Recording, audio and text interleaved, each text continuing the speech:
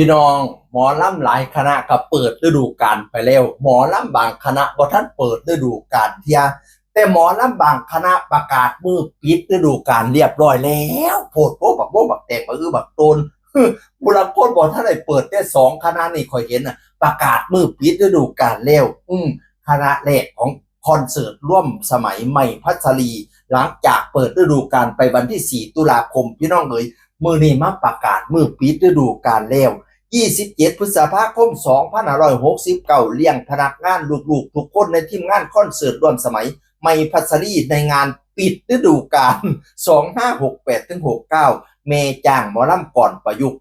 สมัยใหม่หมอลำอภินันท์น้อยดาวเหนือและทีมงานเต็มวงมวนกันนะลูกๆอยู่ให้ครบฤดูกาลพนะวานั่นน่ะโอ้ประกาศปิดฤดูกาลวันที่27ลูกๆเอ้ยอยู่นะแม่ครบปิดฤดูกาลเด้อหมอลำอภินันท์น้อยดาวเนี่ยนั่นแหละบัตรครึ่งนึงกรรมการครึ่งนึงโอ้ยร้องดีร้องแหละตลกโปก5ม่วนซืนบัดยาวก็ได้ฟ้อนเต็มที่อภินันท์น้อยดาวเหนือจักสิมากูกับไผบุหรือสิมากูกับสุนิสาผู้จัดการตุกติกหน่อยก็มาแซ่แล้วก็เขียนมางานภายในครับปิดเลี้ยงลูกๆทีมงานที่ทำงานร่วมกันพนะบา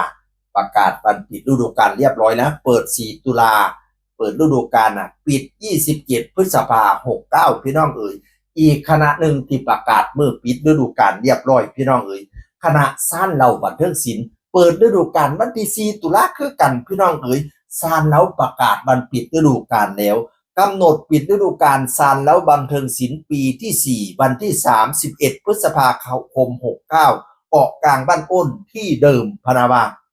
มือเปิดกะยุเกาะกลางบ้านอ้นนี่ล่ะบ้านของหมอลำจักรพันธ์ลำเพิ่นหมอลำบูดจักรพันธ์พี่น้องเอ๋ยแม่ๆ FC คอยไปเห็นคลิปหนึ่งเนาะผู้เฒ่าหอบศาสตร์สิไปเบิ่งหมอลำวันนี้นี่อันถ้าเจ้าก็ถามมาเบิ่งสิมาเบิ่งหมอลำสั้นเราบัดเรื่องศิลป์ฮู้จักบ่พระเอกชื่อหยังบักจักรพันธ์บักหน้าแหลมว่าซั่น บูดจักรพันธ์ก็มาแซ่ถึกใจหลายบูดก็หลายแม่เป็นหยังคือเว้าจังซี่พะนะว่าอุ้ยฤดูกาลที่4อุ้ยสนุกสนานนะราคาก็ไม่แพงด้วยการแสดงก็เต็มที่อลังการพี่น้องเหมือนสื่อเป็นหมอลำรุ่นใหม่ที่รักษาวัฒนธรรมได้ดีเยี่ยมนะซานเล้าบันเทิงศิลป์นี่สุดยอดเลยประกาศวันปิดฤดูกาลแล้ว31 พฤษภาไปด้วยกันไหมที่เกาะกลางบ้านอ้น อำเภอจตุรัสพิมานจังหวัด101พี่น้องเอ๋ยประกาศ2 วงแล้วซุ่มเจ้าเห็นวงไหนประกาศมือปิดอีกบ่ข่อยเห็นของไปพัชรีกับเห็นของบุตรจักรพันธ์ซ่านเราบันเทิงศิลป์เห็น2 วงก็เลยมาเว้า2 วงก่อนคันผู้ใดเห็นวงอื่นก็มาบอกข่อยแน่เด้อสิได้มาเว้านำซะดอกว่าเสียงอื่นคนก็เว้าสู่ฟังสวัสดีครับ